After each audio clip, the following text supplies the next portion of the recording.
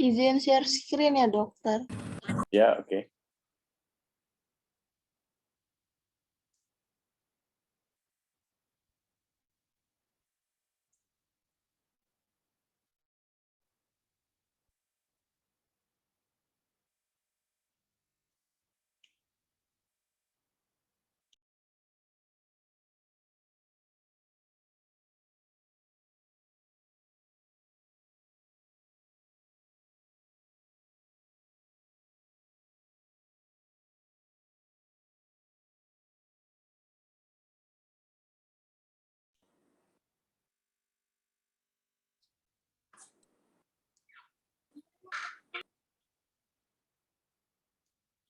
Oke. Bisa dimulai aja kalau udah datang semua kan. Ya, mohon izin dokter. Ya. Assalamualaikum warahmatullahi wabarakatuh. Sebelumnya, perkenalkan nama saya Muhammad Rizky Anugrah selaku moderator dari kelompok 4. Di sini kita akan membahas tentang pengaruh obat pada sistem saraf dan proses pembentukan perilaku yang menyimpang. Next.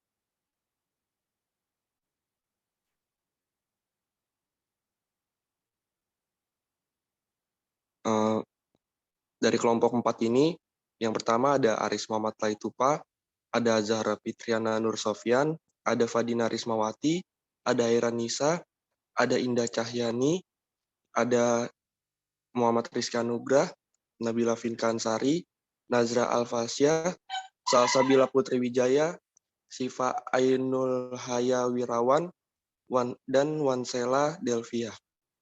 Next.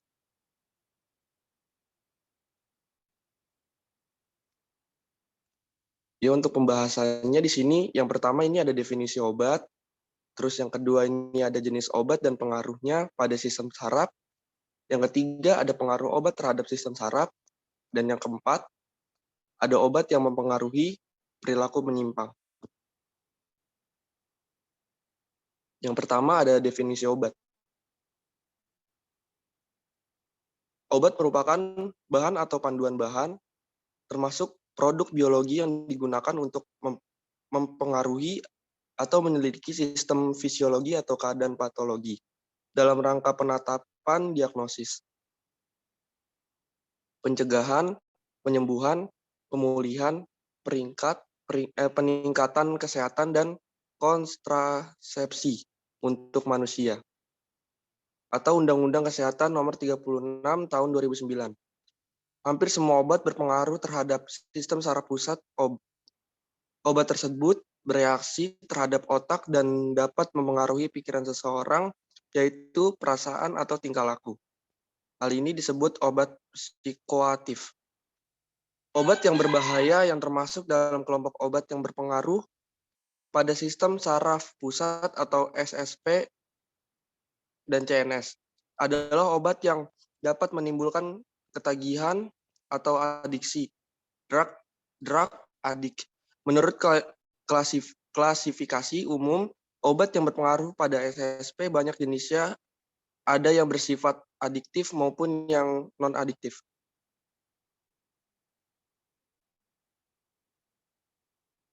Yang kedua ada jenis obat dan pengaruhnya pada sistem saraf. Yang kedua. Ya, boleh dilanjut, Indah. Yang kedua yaitu ada jenis obat dan pengaruhnya pada sistem saraf. Pada dasarnya adalah obat serta bahan-bahan aktif yang bila dikonsumsi oleh makhluk hidup akan menyebabkan ketergantungan yang sulit dihentikan. Ketika Anda kecanduan zat ini, Anda ingin menggunakannya terus-menerus. Bila berhenti, tubuh akan cepat lelah dan merasakan sakit yang luar biasa. Dan zat adiktif ini dibedakan menjadi 3 kelompok, yaitu zat adiktif bukan narkoba dan psikotropika, yaitu ada kafein, nikotin, dan alkohol. Zat adiktif narkotika, yaitu ada sabu-sabu, opium, kokain, ganja, heroin, amfetamin, dan lain-lain. Dan zat adiktif psikotropika. Psikotropika sendiri ini dibagi menjadi 3 golongan, yakni obat depresansia, obat stimulansia, dan obat halusinogenik.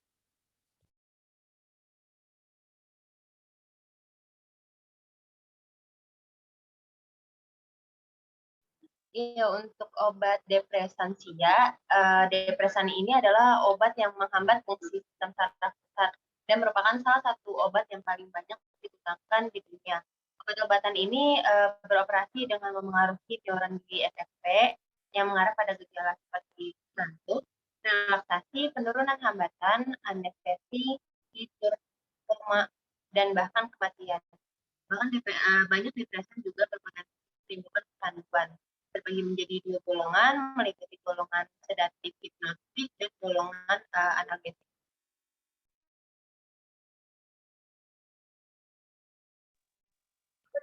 Selanjutnya ada obat stimulansia, di mana obat stimulansia ini bekerja pada sistem saraf dengan meningkatkan transmisi yang menuju atau meninggalkan otak. Pengaruh dari obat jenis stimulan tersebut, yang pertama itu orang merasa tidak dapat tidur, selalu siaga dan percaya diri. Yang kedua, meningkatkan denyut jantung, suhu tubuh dan tekanan darah.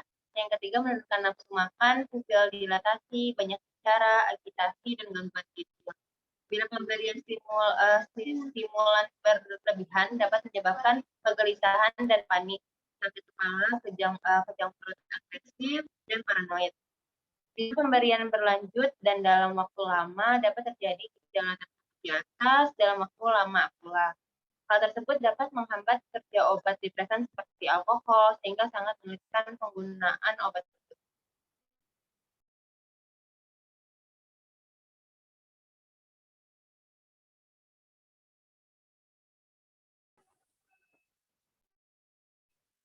Selanjutnya yaitu obat halusinogenik.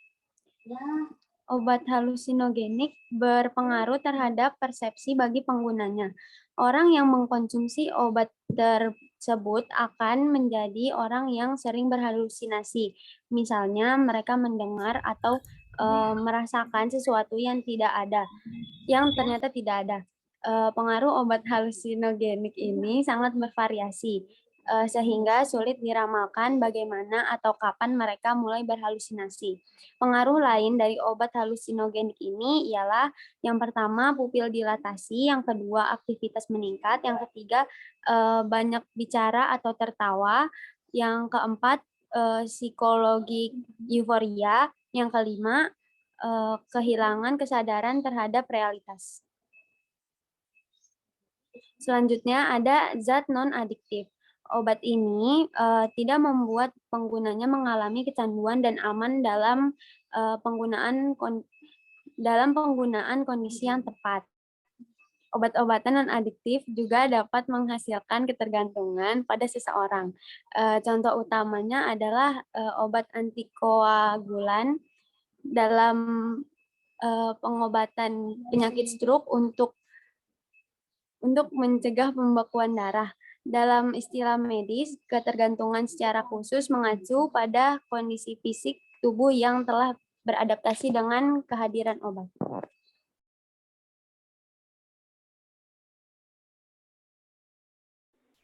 Ya, selanjutnya yang ketiga, yaitu pengaruh obat terhadap sistem saraf.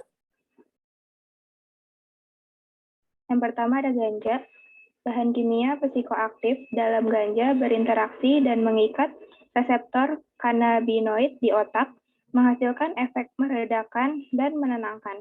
Area otak dengan konsentrasi reseptor kanabinoid yang tinggi akan sangat terpengaruh salah satu bagian otak, yaitu hipokampus, mengelola memori jangka pendek, yang berarti bahwa penggunaan ganja dapat menghalangi ingatan akan kejadian baru-baru ini.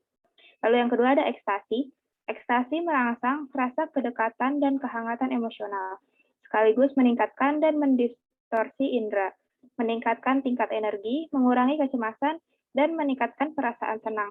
Tetapi dapat juga meningkatkan denyut jantung, suhu tubuh, dan tekanan darah. Gagal jantung, gagal ginjal, dehidrasi, kehilangan kesadaran, dan kejang adalah kemungkinan efek samping dari ekstasi dan atau overdose.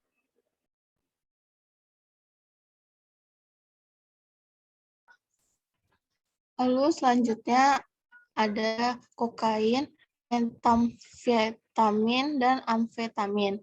Kokain, metamfetamin atau sabu, dan amfetamin resep diklasifikasikan sebagai obat perangsang. Ini berarti mereka mempercepat sistem saraf pusat, meningkatkan detak jantung, suhu tubuh, dan tekanan darah sambil meningkatkan tingkat energi, fokus, perhatian, dan kewaspadaan. Heroin dan resep opioid. Heroin dan resep obat opioid seperti oksikontin atau oksikodon, Vicodin atau acetaminophen atau hidrokodon, metadon, dan dilaudid atau hidromorphon mengikat reseptor opioid di otak dan memicu pelepasan dopamin. Dalam arti tertentu, obat-obatan ini membajak sistem limbik di otak. Penggunaan heroin kronis dalam jangka panjang juga dapat menyebabkan kerusakan beberapa materi di otak yang dapat berdampak negatif pada cara seseorang merespons stres, mengatur emosi, dan membuat keputusan. Lalu selanjutnya ada LSD, PCP, ketamine, dan halusinogen. Obat disosiatif dapat membuat orang merasa terpisah dari dirinya sendiri, lingkungannya, dan kenyataannya. Hal ini dapat menyebabkan gangguan fungsi motorik, distorsi pendengaran, dan visual, kehilangan memori, kecemasan, mati rasa, dan tremor tubuh. Halusinogen klasik dianggap sebagian besar berinteraksi dengan serotonin dan korteks prefrontal otak, perubahan suasana hati, distorsi relatif, dan persepsi sensorik, dan melihat dan juga mendengar.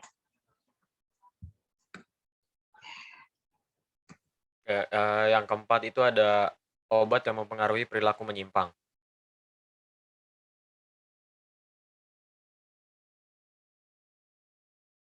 Obat psikoaktif mengaruhi kimia dan fungsi otak. Obat ini sering disebut mind altering karena mereka mengubah persepsi dan perilaku individu melalui obat-obatan. Ada 7 klasifikasi utama obat psikoaktif. Yang pertama ada stimulan, yang kedua ada club drug, yang ketiga ada depresan, yang keempat ada narkotika, yang kelima ada ganja, yang keenam ada halusinogen, dan yang ketujuh ada inhalants. Stimulan. Stimulan ini digunakan untuk meningkatkan kewaspadaan dan paling banyak dipakai adalah nikotin, produk tembakau dan kafein. Seperti dextroamfetamin, kokain, metafetamin atau sabu, dan amfetamin. Efek yang dicari atas penyalahgunaan obat stimulan adalah bertambahnya energi, membuat penggunanya menjadi fokus. Ya, selanjutnya ada club drug. Kelompok ini terdiri dari ekstasi, GHB, dan ketamin, memiliki efek stimulan dan halusinogen, dan terkenal di semua pesta malam. Nah, ketamin ini sebagai obat bius pada manusia. GHB ini awalnya populer sebagai pembangun tubuh, tetapi belum ada bukti jika GHB dapat meningkatkan massa otot. GHB tidak berbau atau hambar. Bersama Rohypnol memiliki reputasi untuk melumpuhkan korban pemerkosaan karena menyebabkan tidur yang nyenyak.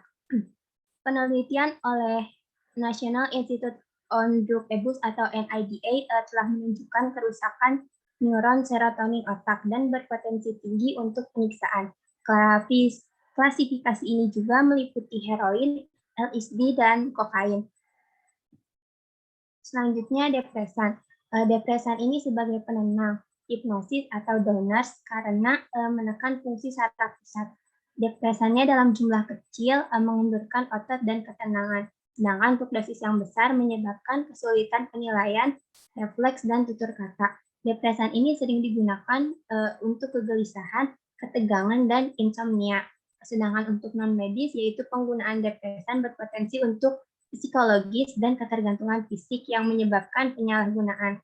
Alkohol juga merupakan salah satu depresan yang paling banyak dipakai, diikuti oleh sedatif dan tranquilizer. Selanjutnya akan dilanjutkan oleh rekan saya. Baik, selanjutnya itu ada narkotika. Nah, narkotika adalah obat yang menumpulkan indera, menyebabkan tidur, dan kecanduan. Opium, morfin, heroin, dan kodein merupakan jenis narkotika paling sering digunakan. Opium diekstraksi dari biji polong. Morfin dan kodein berasal dari zat ditemukan di opium. Heroin adalah sintetis dengan memodifikasi bahan kimia di dalam opium. Baik, selanjutnya itu ada ganja. Ganja adalah tanaman yang tumbuh terutama pada iklim tropis atau subtropis dan digunakan sebagai obat selama berabad-abad. Bentuk utama dari ganja adalah marijuana dan hasis.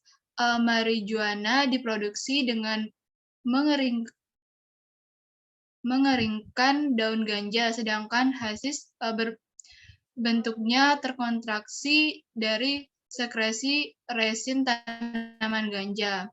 Tetrahidrokannabinol atau THC adalah yang paling signifikan memiliki bahan kimia psikoaktif yang ditemukan pada ganja. Baik, selanjutnya bisa dibacakan oleh rekan saya.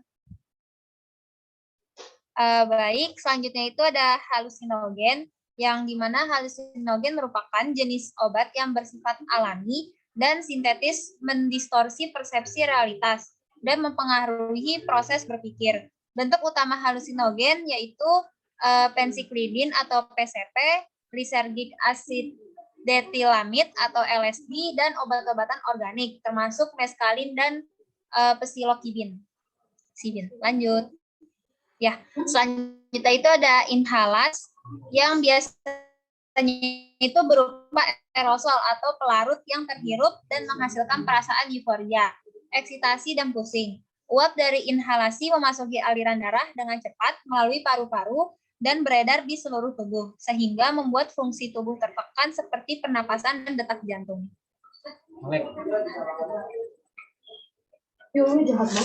Terima kasih. Sekian pemaparan dari kelompok kami. Saya balikan ke moderator. Ya, baik. Terima kasih Nabila dan rekan-rekan kelompok 4. Mungkin sekarang sesi tanya jawab. Iya, coba balik ke depan dulu. Paling Ya, depan. baik. Oke. Dibesarkan.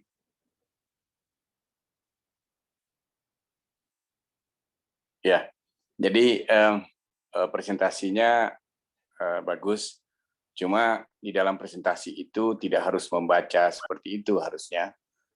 Jadi setiap kali ada topiknya, terus langsung di strip saja sampai ke bawah, sehingga tidak terlalu panjang. Misalnya lanjutin coba. Oke, ini pembahasan, oke. Definisi obat, terus lanjut.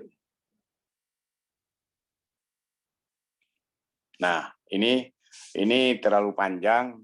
Jadi di dalam satu presentasi itu biasanya 8 baris. Ke bawah 8 baris. Ini ada 12 berapa nih? Ya. Kemudian poin-poinnya saja. Misalnya obat strip di bawahnya bahan biologi. Terus strip mempengaruhi fisiologi dan patologi. Kemudian tubuh, terus dalam kurung obat dalam kurung itu ada Undang UU Kesehatan nomor sekian. Tuh. Yang keduanya di bawahnya hampir semua obat berpengaruh, tidak usah dituliskan semua. Jadi umumnya berpengaruh terhadap SSP, bereaksi artinya misalnya strip bereaksi terhadap otak, sehingga panah mempengaruhi pikiran dan perasaan serta perilaku. Kemudian disebutkan lagi obat yang berbahaya. Jadi nggak usah disebut termasuk dalam kelompok obat berpengaruh pada sistem saraf pusat. Nggak. Obat yang berbahaya menimbulkan ketagihan, menimbulkan adiksi. Terus dibuat klasifikasinya di bawah. Jadi sebetulnya sudah betul, cuman di dalam presentasi itu setiap orang yang mempresentasikan itu harus menguasai apa yang dia ucapkan. Jadi harus ada ringkas-ringkas saja, poin-poinnya saja, di strip-strip saja. Coba lanjut yang kedua. Lanjut. Nah, ini misalnya zat adiktif. Jadi adiktif itu disebut adalah bahan aktif yang dikonsumsi oleh makhluk hidup, titik. Strip di bawahnya menyebabkan ketergantungan, menyebabkan adiksi. Adiksi itu tidak usah lagi disebut dengan sulit dihentikan, tapi adiksi. Adiksi itu adalah ketergantungan yang sulit dihentikan, jadi ketagihan. Jika Anda kecanduan, tidak usah lagi disebutkan Anda ingin menggunakannya terus. Iya, itu ketagihan. Bila berhenti, tubuh cepat lelah. Nah, ada 3 kelompok. Sebutkan 3 kelompok tadi satu-satu. Jadi sebaiknya 8 baris. Coba lanjut lagi yang ketiga. Nah, ini oke. Jadi psikotropika terdiri dari satu obat depresansia, obat yang menekan, kemudian obat stimulansia yang merangsang, obat halusinogenik yang menyebabkan halusinasi. Halusinasi itu seperti halusinasi pendengaran atau penglihatan. Jadi pendengaran itu disebut slide. Coba lagi. Yang keempat.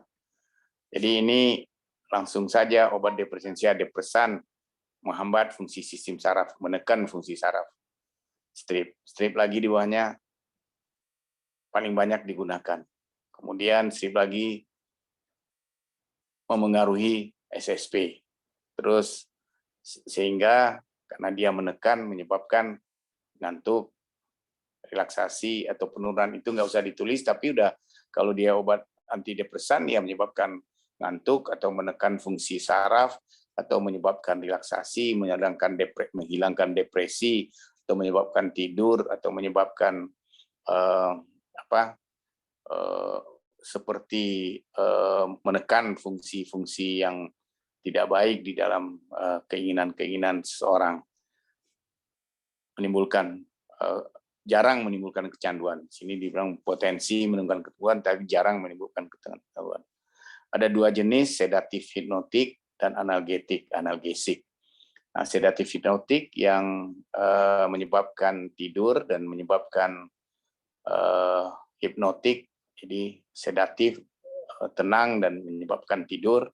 Kemudian analgesik. Jadi nggak salah sih, cuman susunannya harus pendek-pendek saja, nggak usah cerita-cerita panjang seperti ini. Dan yang panjangnya ini harus dikuasai oleh yang presentasi yang presentannya yang harus tahu ini menyebutkan isi daripada presentasinya. Saya punya ininya presentasinya, teman di kantor.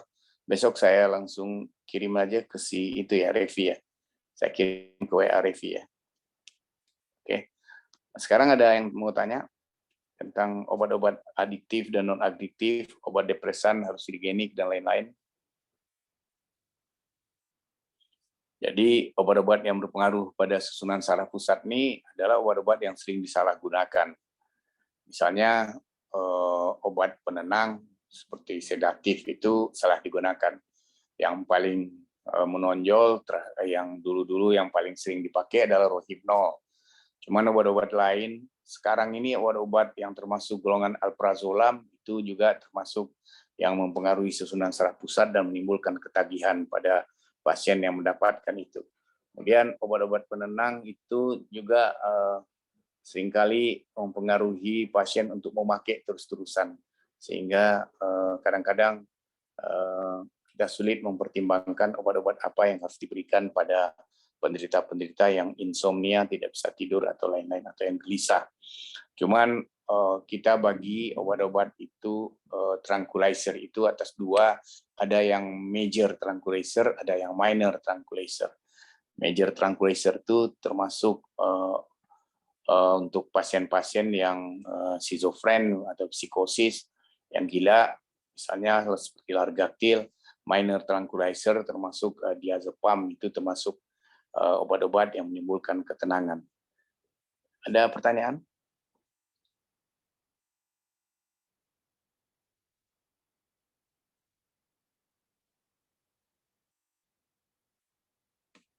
Ada yang mau tanya nggak?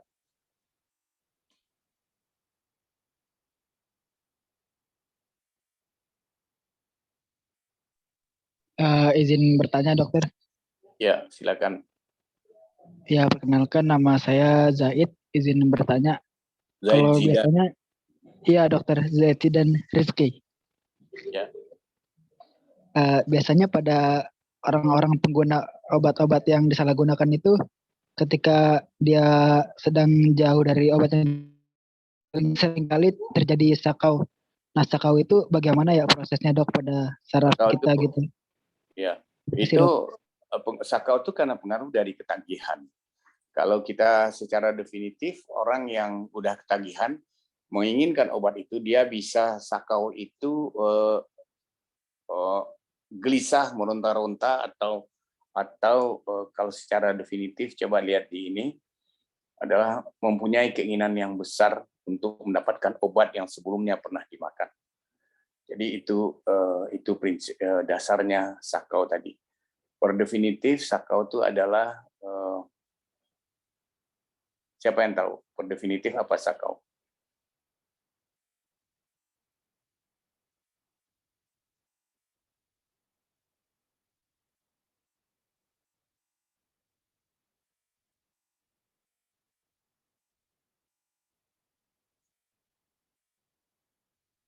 Kalian tahu nggak?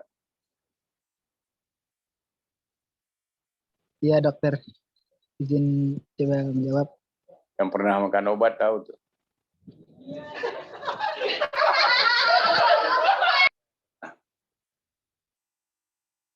Sakau di sini yang saya temukan itu ada gejala fisik dan mental yang terjadi setelah berhenti atau mengurangi asupan obat tertentu.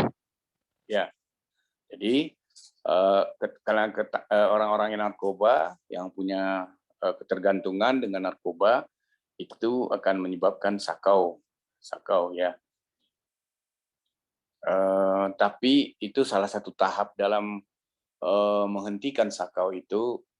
Keinginan itu merupakan salah satu tahap selama penghentian obat-obat narkotik tadi.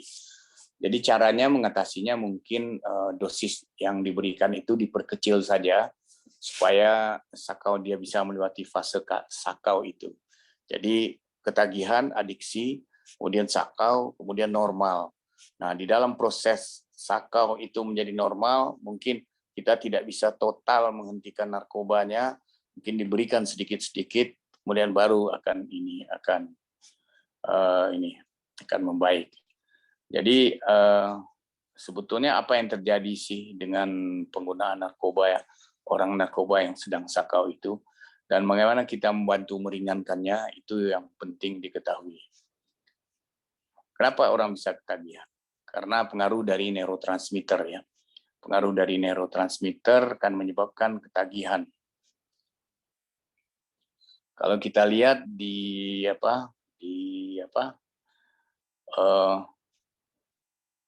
beberapa tulisan itu, gejala-gejala sakau itu merupakan gejala-gejala emosional yang timbul cemas, atau kalau lebih gawatnya sampai gelisah, berteriak-teriak, atau tidak bisa tidur sama sekali, atau mudah marah, atau memukul, atau melempar, atau sulit berkonsentrasi, atau malah kalau sampai pada sisi lain dia menjadi depresi, atau kemudian memisahkan diri dari lingkungannya, atau ya merasa bisa mengisolasi diri.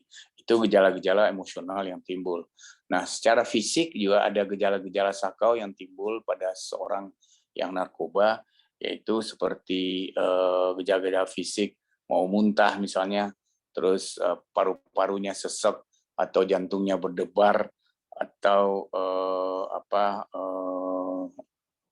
ada tremor atau gangguan-gangguan dari motorik, atau gangguan dari otonom misalnya. Jadi ada gangguan otonom, gangguan motorik, gangguan jantung berdebar, gangguan paru,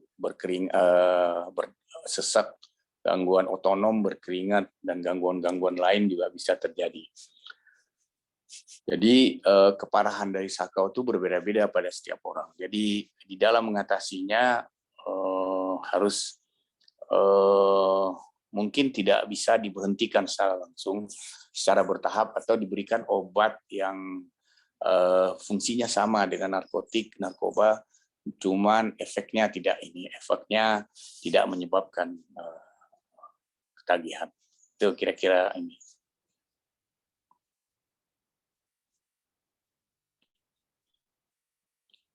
Ada lagi yang tanya yang lain? Iya, terima kasih Pak Jovi. Ya, Zainuddin Zidan. Interupsi dokter. Ya. Perkenalkan, nama saya Melin. Mohon izin bertanya. Kadang-kadang kan orang-orang yang minum obat-obat antidepresan ini kan gerakannya tuh kayak teman saya sendiri tuh ada dokter yang minum obat antidepresan karena dia ada bipolar kan. Nah itu tuh gerakan dia jadi letoy banget gitu dokter. Nah itu tuh kenapa ya dokter? Kasih. Ya, obat antidepresi itu kalau depresi orang itu seperti tertekan. Kelihatan dari mukanya, kelihatan dari pembawaannya dia seperti tertekan. Dengan memberikan obat antidepresi, hilangkan tertekan, tetapi akibatnya dia ngantuk. Kalau dia secara emosional, secara fisik dia ngantuk. Kemudian secara emosional dia mukanya berubah. Jadi secara emosional mukanya juga berubah sehingga kelihatannya seperti kelelahan. Jadi letoy, lemah ya. Nah, kalau memang pada kasus-kasus bipolar itu kasus yang sulit, memang orangnya antara normal dengan tidak normal, jadi sangat ambivalen, berubah-ubah dari sangat gembira, sangat sedih, itu saling berubah-ubah pada setiap saat dan tergantung dari situasi lingkungannya. Jadi dalam mengatasinya ya kita mengatasi suatu fase di mana fase depresinya diatasi dengan pemberian antidepresi atau sedatif penenang ya, yang masih termasuk minor tranquilizer. Jadi berbeda seperti halnya orang yang cemas, anxiety, atau orang yang gelisah yang biasa diberikan itu. Itu kira-kira. Kamu nggak makan antidepresan? Enggak ya dokter, jangan sampai ya Allah. Makasih dokter atas jawabannya. Ya. Jangan dekat-dekat dengan orang antidepresan karena lama-lama kita ingin mencoba karena rasa ingin tahu manusia itu sangat besar untuk meniru-niru orang-orang lain, sehingga kalau dia termasuk dalam lingkungan suatu kelompok besar dia akan meniru kelompok itu. Oleh karena itu di dalam agama itu bertemanlah dengan orang yang saleh supaya jadi orang yang saleh juga ya. Baik. Ada lagi pertanyaan?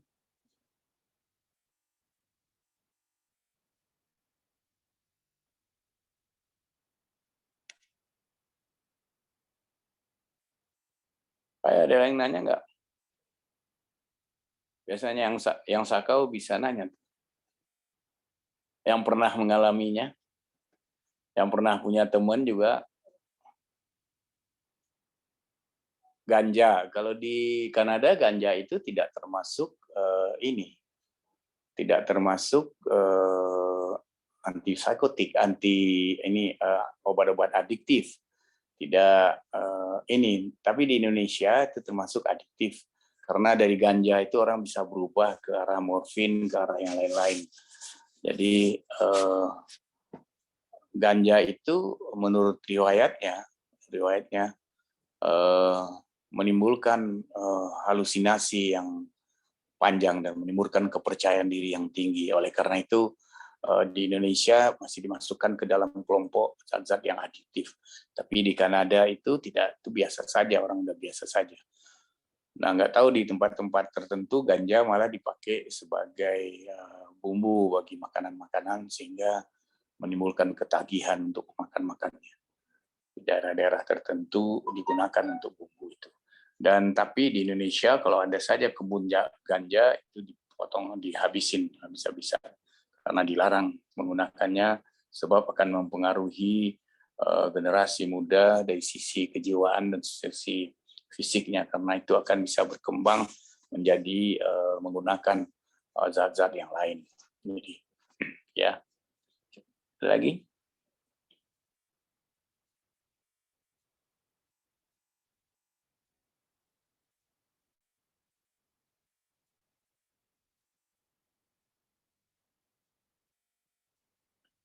So, ada lagi yang nanya nggak tuh? Siapa yang moderatornya? Siapa tadi? Yang moderator siapa sih? Iya, mohon izin dokter. Saya Muhammad Rizky Anugrah. Ya, suruh tanyain siapa yang mau nanya. Iya, mungkin dari teman-teman ada yang ingin bertanya lagi. Gitu dong. Tentang materi yang tadi sudah dijelaskan. Interupsi dokter, mohon izin bertanya lagi. Kadang-kadang itu kan kayak banyak yang di internet juga karena ada seorang ibu anaknya tuh butuh pengobatannya kayak dari bahan-bahan yang adiktif itu kan kayak narkoba gitu-gitu karena emang butuh, tapi kan di Indonesia kan dilarang didebatin gitu. Kalau menurut dokter Jovi sendiri tuh kayak gimana dokter? Itu kan butuh tapi bahaya juga, terus banyak yang menentang juga tapi tuh butuh. Jadi mendingannya itu kayak gimana dokter? Terima kasih. Kalau untuk pengobatan sih pada pasien-pasien yang fraktur, yang sakit sekali itu diberikan petidin, itu narkoba, termasuk narkotik. Pada pasien-pasien yang sakit jantung, yang nyeri hebat itu tidak bisa dengan obat lain, harus pakai morfin baru hilang sakitnya. Jadi untuk kasus-kasus tertentu, kasus-kasus gaduh gelisah itu umumnya yang lebih banyak diberikan adalah obat major seperti Largactil atau chlorpromazine. Tapi kalau untuk kasus-kasus fisik seperti yang saya sebutkan tadi, fraktur misalnya di paha atau di tungkai bawah itu sakit sekali. Itu pemberian narkoba yang paling bisa mengatasinya. Itu pakai petidin, pakai morfin. Sehingga pemberian satu kali itu menurut ceritanya tidak akan terlalu menimbulkan ketagihan. Jadi yang jantung juga, orang-orang yang sakit jantung itu sakit hebat karena gangguan dari sirkulasi di arteri koronarianya, maka pemberian obat-obat jantung, obat-obat morfin itu akan menghilangkan nyerinya seketika sehingga dia bisa dibawa ke rumah sakit dan dilakukan suatu tindakan-tindakan yang lain. Dan pada saat operatif juga ada penggunaan obat-obat yang mempengaruhi susunan saraf pusat itu juga diberikan. Nah, pada kasus-kasus ringan, kasus-kasus kecemasan, sakit kepala, tension, ketegangan otot di leher, dengan sakit kepala, dengan keluhan-keluhan pada anak-anak, pada anak-anak remaja, pada orang tua, itu sering diberikan obat-obat sedatif dosis rendah yang juga mempengaruhi, menyebabkan adiktif, kadang-kadang dan seolah-olah dia tergantung dari obat-obat itu nantinya. Tapi kalau tidak diberikan, sebetulnya kelainan otak itu pada nyeri-nyeri tegang seperti itu tidak ada. Namun pemberian obat-obat itu tetap dilakukan untuk mengatasi terjadinya keluhan-keluhan mereka terhadap keluhan-keluhan terhadap ketegangan otot atau kegelisahan yang timbul atau kecemasan yang ada dan lain-lain. Jadi secara umum obat-obat yang mempengaruhi susunan saraf pusat itu bisa digunakan dengan dosis-dosis tertentu. Tapi secara khusus penggunaan obat yang terus-terusan itu tidak dianjurkan karena itu akan menimbulkan ketagihan yang panjang dan orang susah keluar dari ketagihan tersebut. Gitu. Lagi?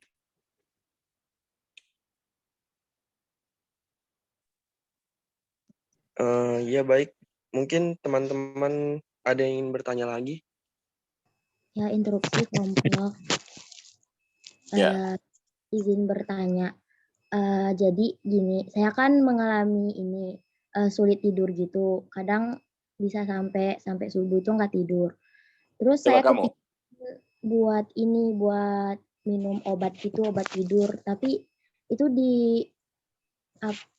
berbahaya nggak sih dok buat sayanya kalau mengonsumsi obat tidur gitu? Tapi saya mau konsumsi obat tidur itu yang bikin saya tuh nggak ketergantungan sama obat itu. Ya,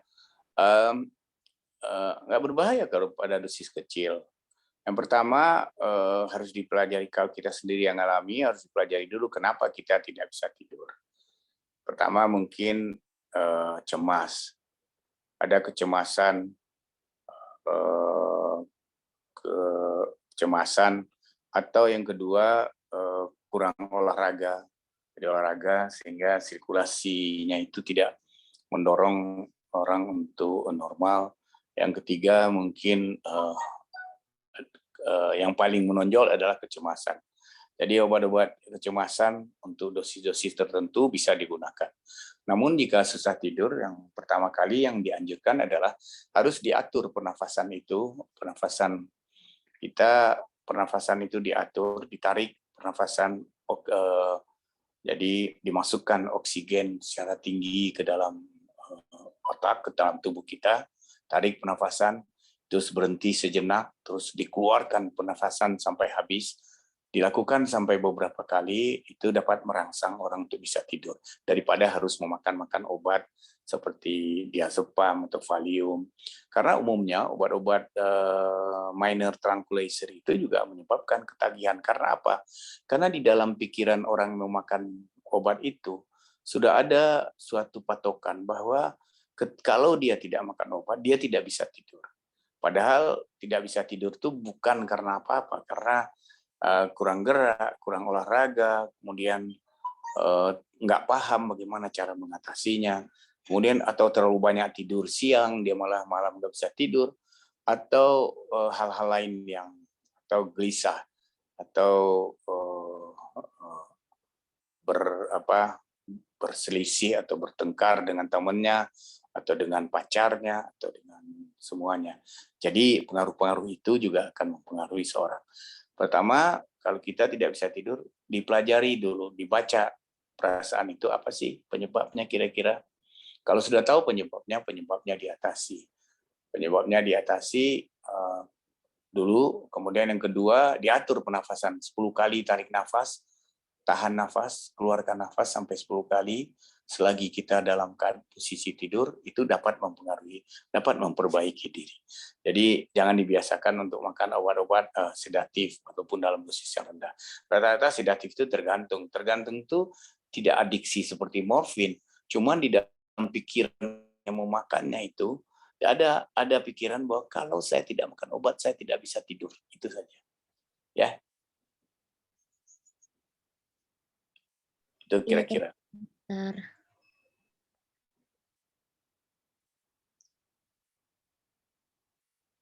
Kenapa ini?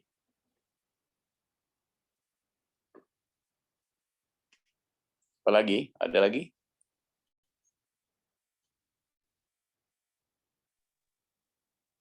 Ya mungkin dari teman-teman ada yang ingin bertanya lagi tentang materi yang sudah dipaparkan tadi.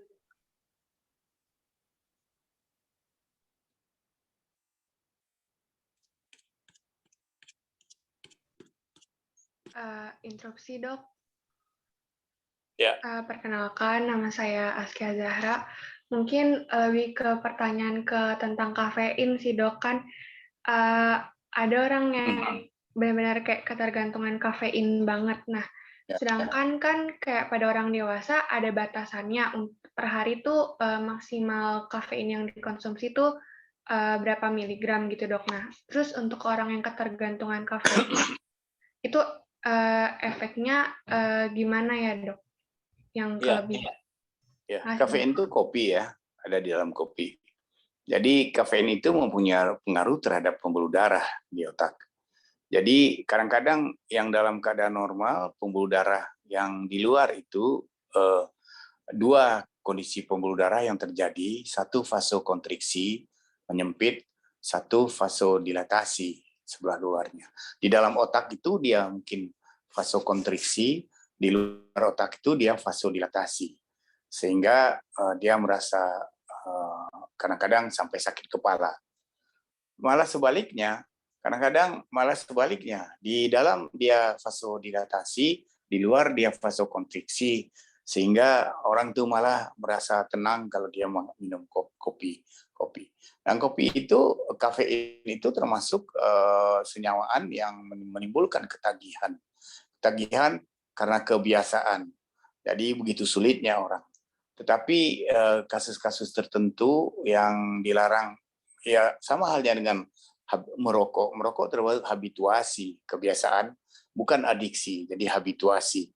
Jadi orang itu tidak susah untuk harus berhenti merokok. Tuh tanya sama teman kamu yang laki-laki itu, suruh berhenti merokok bisa nggak? Susah. Kecuali kalau dia udah sakit.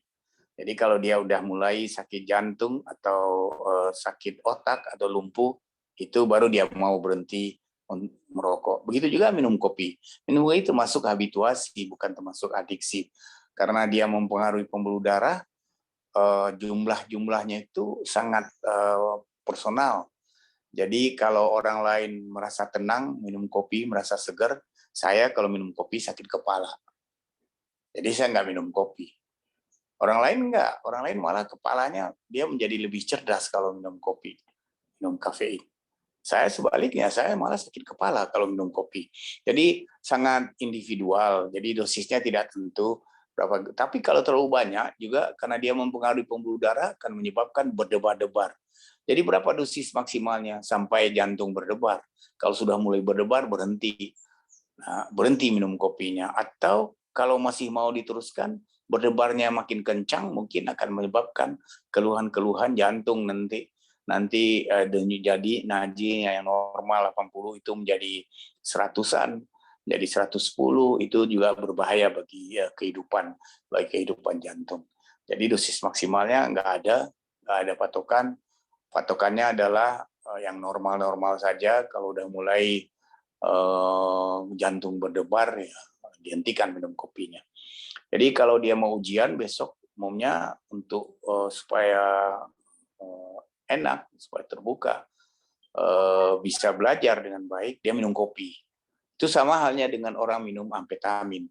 Amfetamin itu menyebabkan adiksi juga. Tapi kalau kita makan amfetamin itu kita merasa lebih segar, merasa lebih kuat, merasa lebih semangat untuk belajar. Namun setelah efek itu hilang dalam beberapa hari, dalam sehari, efek hilang, orang akan merasa lemah.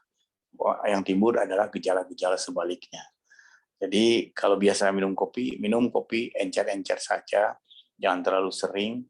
Kemudian jangan juga ada ketergantungan, karena ketergantungan itu tidak hanya dari kopinya, ketergantungan dari pikiran seorang, karena pikiran itu menunjukkan bahwa kalau saya minum kopi, saya rasa lebih sehat. Mungkin kalau saya minum air putih, saya merasa lebih sehat, mungkin juga akan bisa terjadi kalau pikiran orang. Jadi apa yang terjadi di dalam diri orang itu adalah menyangkut pikirannya. Karena pengaruh obat-obatan itu memang ada di dalam otak, pengaruh kafein itu memang ada. Namun pengaruh itu juga akan disokong oleh emosional orang pada saat itu, kondisi fisik orang pada saat itu juga. Ya. Itu Zahra. Ya, baik. Terima kasih, Dok. Ya. Mana moderator, ada lagi nggak moderator sampai bosan? Ada lagi yang presentasi nggak? Nggak ada kan? Iya dokter, izin menjawab. Tidak ada dokter, cuma satu kelompok aja hari ini. Satu kelompok aja. Oh, nanti lain kali masih ada presentasi ya? Kelompok ini kelompok terakhir dokter. Tapi lain kali, kamu semester berapa sih? Semester 3 dok. 3. Nanti mungkin semester lain ada presentasi, tolong diubah model presentasinya. Jadi jangan membaca buku kayak tadi, tapi membuat poin-poinnya, review diingat poin-poinnya, terus yang berbicara itu membuat poinnya dan dia bisa menerangkan di luar poin-poin itu. Nah, dia yang belajar. Yang bicara itu yang harus belajar kuat untuk presentasi, sehingga semua orang lebih mengerti. Kalau baca sih, semua orang juga bisa baca. Baca aja yang ini. Nah, poinnya. Misalnya seperti tadi obat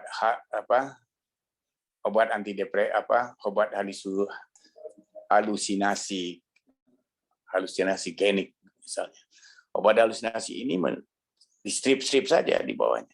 Kemudian masing poin-poin yang di strip itu diterangkan oleh presentannya.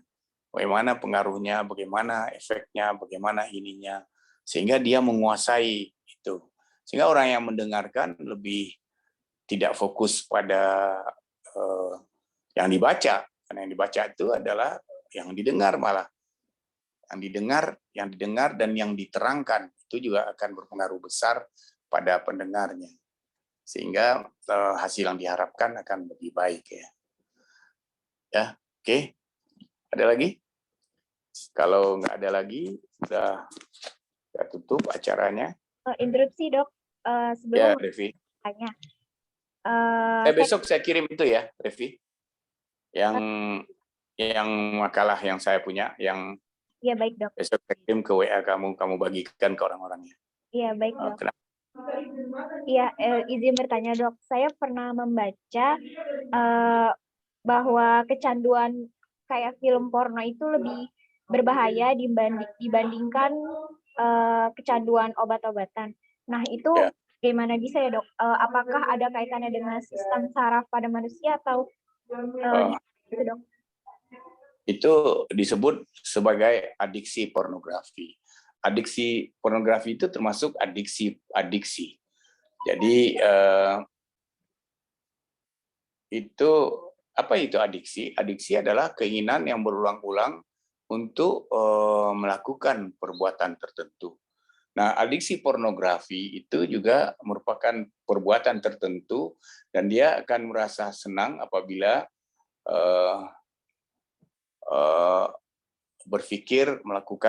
berpikir tentang itu, tentang kecanduan pornografi tadi. Nah, kecanduan pornografi itu seorang itu bisa disebut kecanduan akan berdampak di dalam kehidupannya sehari-hari dengan rusaknya hubungan atau bahkan hubungannya dengan orang lain, atau bisa menghilangkan pekerjaannya, atau itu nanti juga akan menyebabkan suatu gangguan yang kita sebut mungkin dengan gangguan psikologis disturbances, disorder pada orang itu.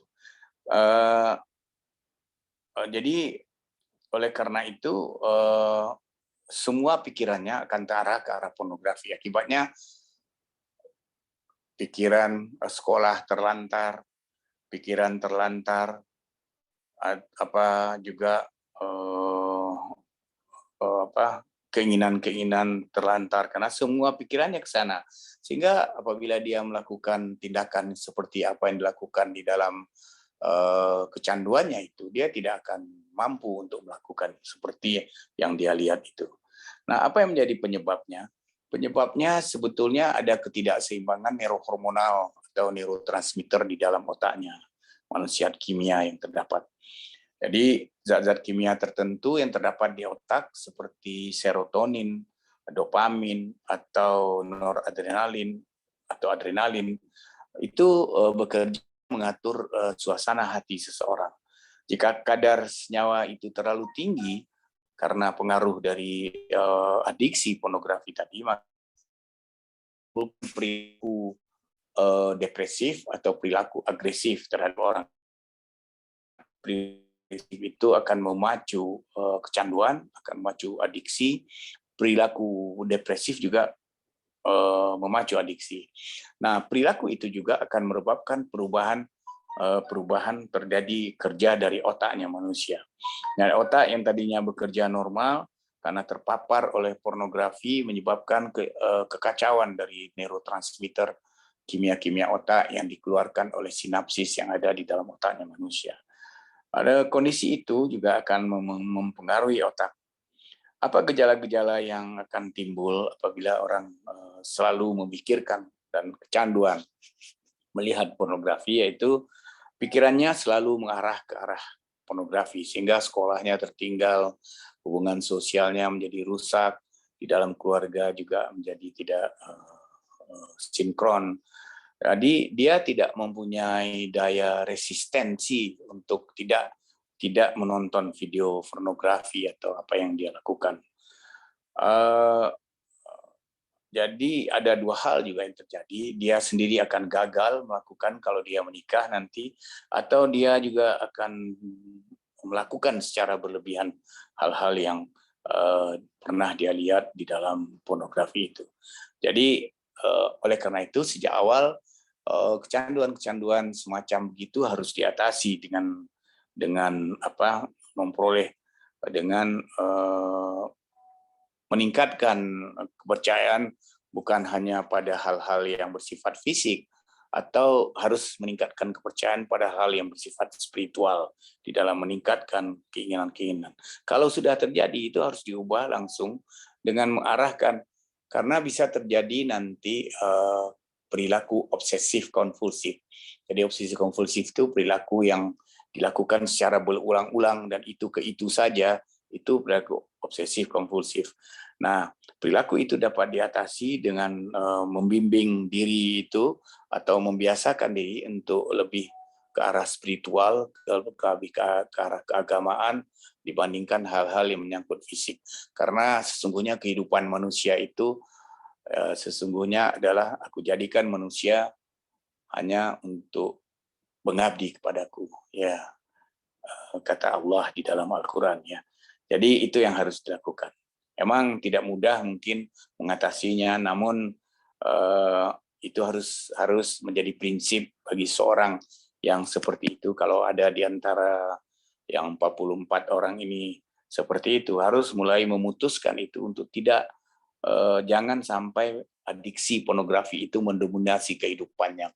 Karena kehidupan itu adalah kehidupan fisik itu yang harus disinkronkan dengan kehidupan agama, kehidupan spiritual. Itu ya, Revi, ya. Jadi biar semuanya dengar, jadi dia bisa tahu bahwa kehidupan itu adalah kehidupan fisik, sekolah, belajar, kemudian kehidupan agama, berbakti, mengabdi pada Allah. Jadi ya. Iya, baik. Terima kasih, Dok. Ada lagi, Devi? Kalau dari saya cukup, Dok. Udah. Teman-teman ada yang mau ditanya lagi atau? Kalau nggak ada yang tanya, kita tutup acaranya. Jadi sampai ujian nanti ya. Jadi ada ujiannya ini ya. Kapan sih ujiannya? Izin menjawab, Dok. Untuk ujian akhir semester neuroscience itu kalau dilihat dari RPS tanggal 19 November, Dok. 19 November. Oh iya, nanti kalau saya diminta nanti saya buat soalnya. Oke, nggak ada lagi?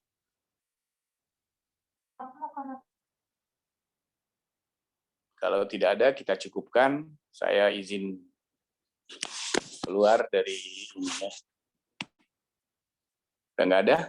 Oke. Ya, baik. Devi? Ya, sepertinya cukup, Dok. Sebelumnya terima kasih kepada kelompok yang telah memaparkan materinya. Dan terima kasih juga kepada Dr. Jovi yang telah menyempatkan waktunya untuk mengajar di kelas kami. Baik. Saya tutup ya. Assalamualaikum warahmatullahi wabarakatuh. Waalaikumsalam warahmatullahi wabarakatuh. Terima kasih, Dokter. Terima kasih, Dokter. Terima kasih, Dokter. Terima kasih, Dokter. Terima kasih, Dok.